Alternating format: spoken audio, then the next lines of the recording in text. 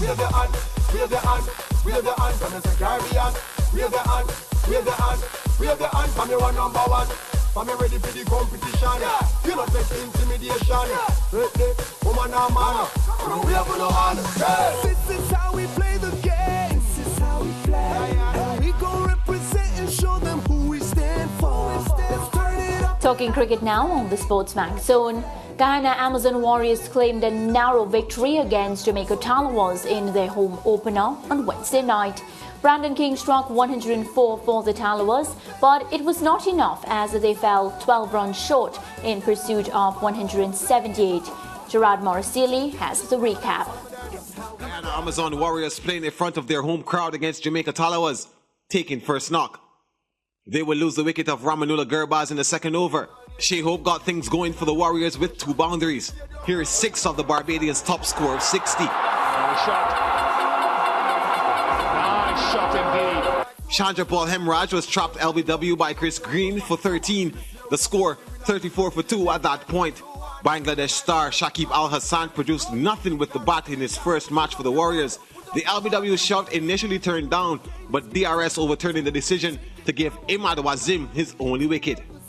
Hope brought up his half-century with a cracking shot off Miguel Pretorius. Excellent from Shea Hope. Wonderful way to end over, brings up a half-century. He had 7 boundaries in his 45-ball knock, with this 6 being the last of them. Mohamed Nabi had 3 for 12 in his 2 overs, including Hope's wicket. It appeared that the Warriors would be restricted to a small total, but Odin Smith had other ideas. The big Jamaican brought Providence alive, smashing 6 sixes in his knock of 42 of just 16 deliveries.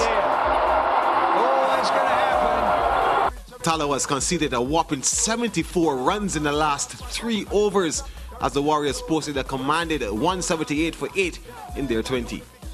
Kennar Lewis got the Tallawahs' pursuit of 179 off to a smashing start, but was dismissed 2 overs later for 13 with the help of DRS. It was all Brandon King from there. The 27-year-old brought up his half-century in the 13th over with this 6. That's his landmark. Brandon King with another half-century in Hero CPL, this time his 8th.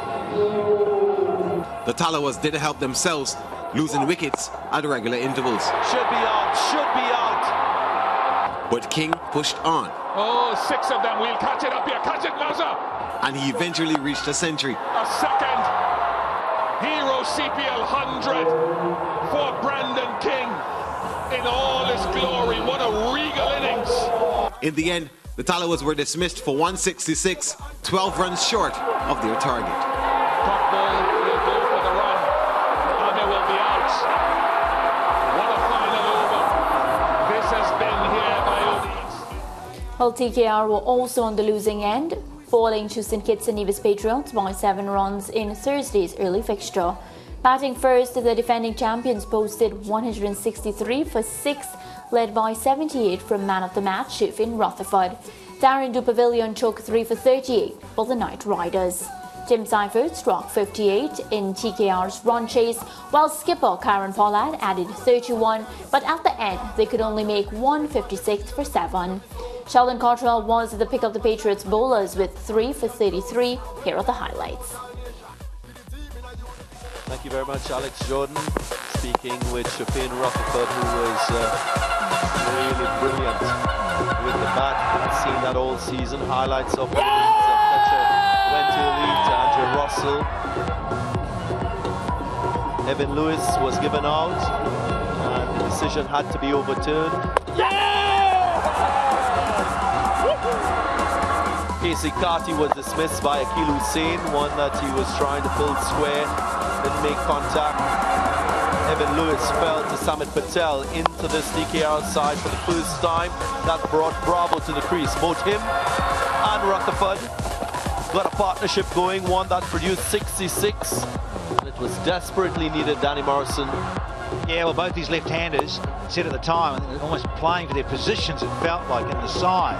Such was the frustration of the season, the Patriots, and then these two got together. And Rutherford just said there to Alex Jordan, difficult to get set and get in. And then Bravo tried to pitch one from outside off stump, paid the price. But in the end, he had to go. And then it was really Rutherford shows half century. And yeah, that's for the family, for you. It meant that they had to focus heavily on scoring boundaries, and that they did. Will Brevis in particular, only 6 deliveries faced, and he struck 5 Hero maximums, 30 off 6 balls, a strike rate of 500. Rutherford followed suit with his 5 Hero maximums. Took 30 off the 19th over ball by Akil Hussain. Nigel Dugan didn't give the decision initially, but upon review, Ultra Edge confirmed that there was an edge. Rashid Khan didn't last long, dismissed off the very first ball he faced. Will Brevis ended the innings with a flurry of Hero maximums. 21 coming off the final over ball by Pavelon. Hasn't gone the way they would have wanted. Started off needing to get just over 160. Lost Leonardo Julian quite early in the plot. Sheldon Cottrell picked up 1. And then Timmy Seifert got himself.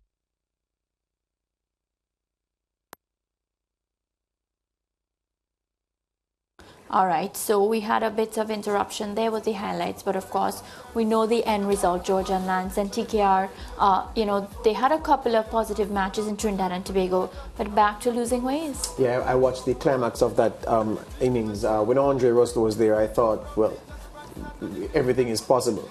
He really treated DJ Bravo's 19th over with disdain. Stopped him for, I think, 3 sixes in the over.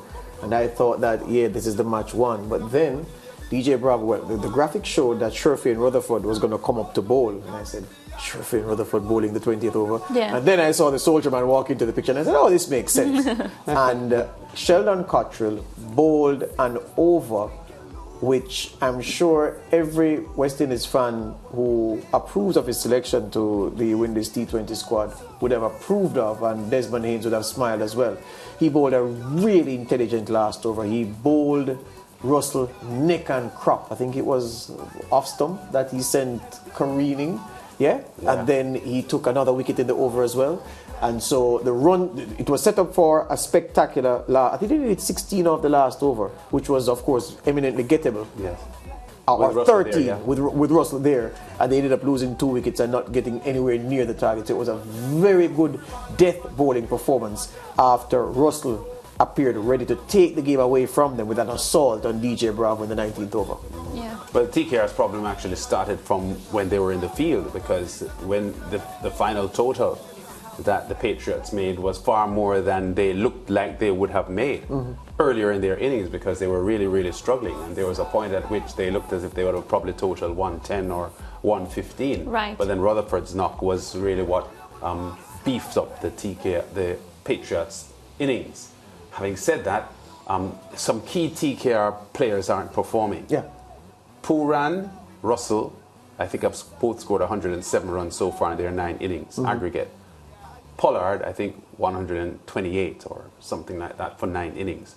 And I just detect that they aren't playing with confidence. Yeah. They aren't playing with confidence. Players like Russell and Pollard, who have been experienced T20 players globally, aren't playing with the confidence that TKR would require of them.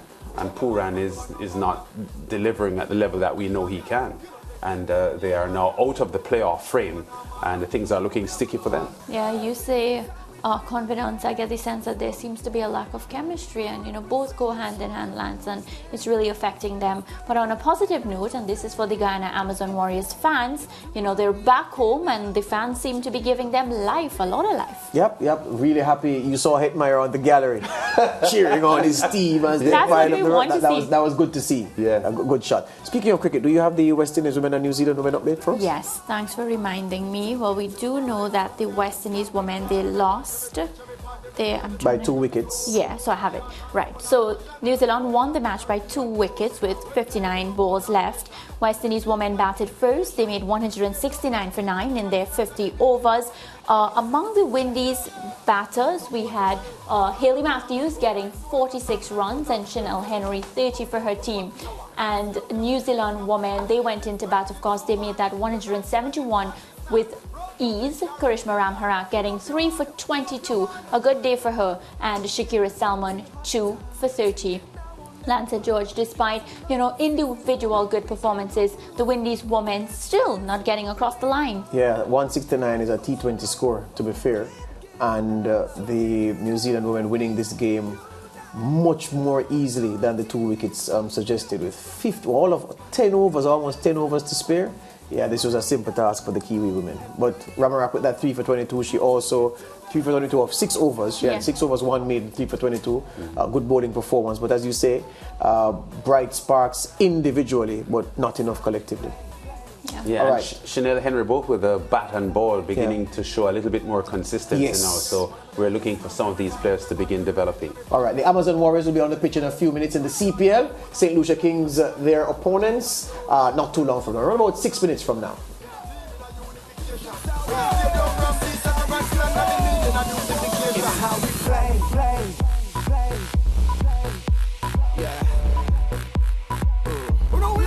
This is how we play.